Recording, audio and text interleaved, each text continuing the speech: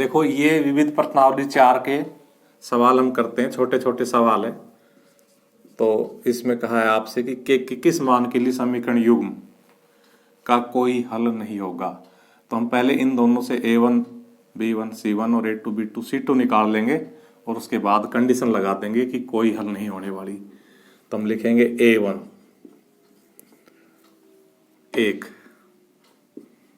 b1 1 क्योंकि x का गुणांक भी 1 है, y का गुणांक भी 1 है, c1 -4, a2 2, b2 k और c2 -3। अब हम कंडीशन लगाएंगे चूंकि कोई हल नहीं है, चूंकि कोई हल नहीं है,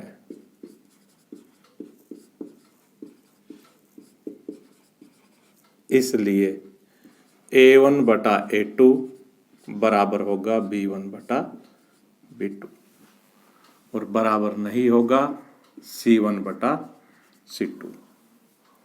इसमें मान रख दो। देखो a1 का 1, a2 का 2, b1 का 1, b2 का k। इनको क्रॉस मल्टीप्लाई कर दो क्योंकि ये बराबर नहीं, इसलिए इससे k का मान नहीं आएगा। तो k एकम k बराबर 2 एकम 2। इस प्रकार से हमारा k का मान कितना आ गया 2। आपको ध्यान रहना चाहिए बस कि क्या कंडीशन दी, कोई हल नहीं होने की ये कंडीशन होती है। इसमें मान रख दो, हल कर दो। इसी तरह इसको देखो, इसमें a1 3, x का गुणांक 3 है, b1 -2 क्योंकि y का गुणांक -2 है, c1 यहां है ही नहीं, अचर पद है ही नहीं, तो c1 बराबर 0, a2 k, b2 5 और c1 यहां भी, c2 यहां भी नहीं अर्थात अचर पद यहां भी नहीं, तो c2 बराबर 0। अनंत हल, चूंकि अनंत हल है इसलिए a1 बटा a2 बराबर b1 बटा b2 बराबर c1 बटा c2। मान रख दो। इसमें a1 का मान 3 यहां से, a2 का मान k, b1 का मान -2 और b2 का मान 5। ये हम c1 c2 के नहीं रखेंगे क्योंकि मैथ में 0 बटा 0 नहीं हो सकता, इसलिए इसको हम छोड़ देंगे। यही से हमारा k का मान निकल जाएगा। तो देखो इनको वज्र गुणा करेंगे तो -2 के बराबर 5 तिया 15 और इस प्रकार से k का मान आ जाएगा हमारा -15 बटा 2। क्योंकि ये जो माइनस है ना, चाहे ऊपर लगा लो चाहे नीचे लगा लो चाहे बीच में लगा लो, इससे कोई फर्क नहीं पड़ेगा। तो ये हमारा आंसर हो गया। इसी प्रकार से इसको देखो, यहां पहले मानक रूप में लिख लेते, 2 को इधर लाके, तो हम क्या लिखेंगे kx -y -2 बराबर 0, 6x -2y और 3 इधर आके माइनस हो जाएगा बराबर 0। अब हम a1 बराबर k x का गुणांक, b1 बराबर -1 y का गुणांक, c1 बराबर -2 अचर पद, a2 बराबर 6 x का गुणांक, b2 बराबर -2 y का गुणांक और c2 बराबर -3 अचर पद। ये इसमें क्या कंडीशन दी हुई है, अद्वितीय हल लिखेंगे। चूंकि अद्वितीय हल है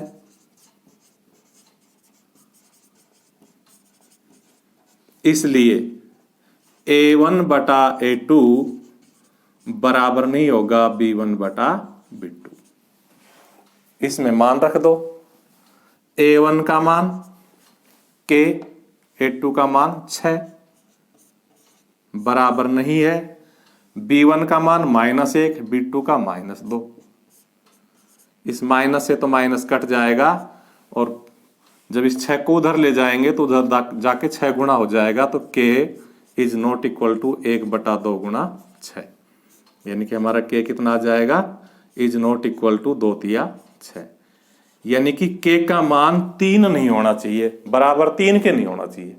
बराबर 3 हो जाएगा तो अद्वितीय हल नहीं होगा, 3 के अलावा चाहिए कुछ भी मान हो अद्वितीय हल होगा। तो इसका ये उत्तर लिख के आना है कि k बराबर नहीं है 3। देखो ये सवाल हम इसलिए करवा रहे हैं कि बाई चांस इसमें से 3 नंबर का अगर सवाल आने लगा तो ये सवाल आ सकता है, इसलिए हम हल करवा रहे हैं। और बड़ा सवाल है, वैसे तो इसमें से ग्राफ का ही सवाल आता है इस प्रश्नावली से हर साल, लेकिन फिर भी हम चांस नहीं लेना चाहते, इसलिए इसको हम हल कर रहे हैं।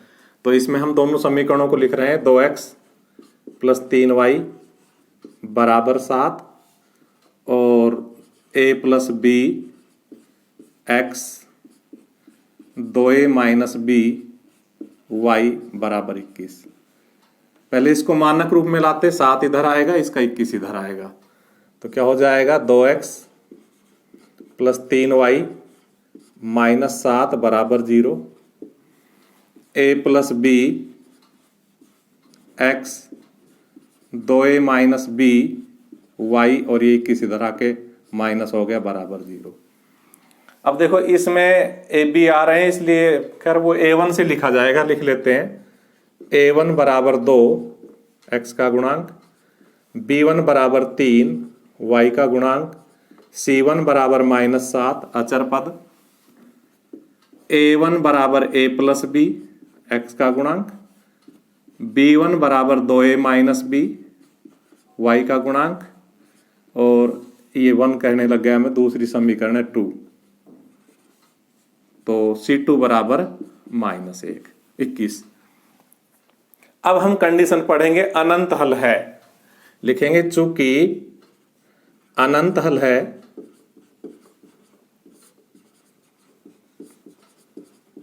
इसलिए a1 बटा a2 बराबर b1 बटा b2 बराबर c1 बटा c2।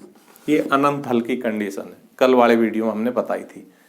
यहां मान रखेंगे, देखो a1 का मान 2, यहां से a2 का मान a प्लस b, b1 का मान 3, b2 का मान 2a माइनस b, c1 का मान -7 और c2 का मान -21। हम a बटा 2 बटा a प्लस b को भी इसके बराबर रख देंगे, 3 बटा 2a माइनस b को भी इसके बराबर रख देंगे, अर्थात ये दोनों ही -7 बटा 21 के बराबर है। उससे हमें 2 इक्वेशन मिल जाएगी। तो हम लिखेंगे इम्प्लाइज 2 बटा a प्लस b बराबर, इसको काट ले, माइनस से माइनस, 7 एकम 7, 7 या 21, 1 बटा 3, तथा ऐसे 3 बटा 2a माइनस b बराबर भी 1 बटा 3। इस प्रकार से हमारे पास ये 2 समीकरण बन गई। इन दोनों को हम हल कर लेंगे तो a और b के मान आ जाएगा। इनको हल करना 10वीं के सिलेबस में नहीं है, 9वीं के में है, तो आपका ये हल करना आना चाहिए। एक ही सवाल हम ले पाएंगे, तो इसको ध्यान से देख लो। a प्लस b को 1 से गुणा करेंगे तो a प्लस b बराबर 2 तिया 6, और इधर हम लाइन खींच लेते हैं बजाय बार बार तथा लिखने के। तो ये क्या हो जाएगा, इम्प्लाइज 2a माइनस b को 1 से गुणा किया बराबर 3 तिया 9। इस प्रकार से हमारे पास ये 2 इक्वेशन आ गई, और हम इन दोनों इक्वेशनों को कई विधियों से हल कर सकते हैं। ग्राफ विधि से भी हल कर सकते हैं जो इस आपके 10वीं के सिलेबस में है, और विलोपन विधि से कर सकते हैं, वज्र गुणा विधि से कर सकते हैं, प्रतिस्थापन विधि से कर सकते हैं। तो हम इस प्रकार से इनको विलोपन विधि से हल कर रहे हैं, ठीक है। तो लिखेंगे 1 व 2 को जोड़ने पर, विलोपन विधि में क्या करते हैं हम, अगर कोई कट रहा हो तो जोड़ के घटा के काटते हैं। तो यहां जुड़ने से b से b कट रहा है, क्योंकि ये b प्लस का, ये b माइनस का है।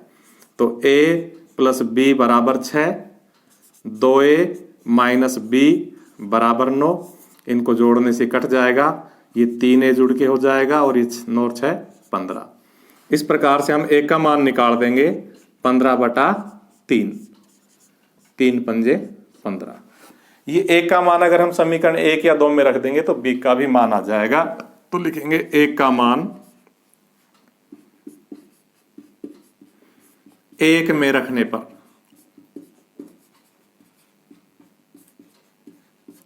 तो देखिए ये 1 है, 1 की जगह 5 प्लस b बराबर 6, a की जगह 5 प्लस b बराबर 6। ऐसा कैसा?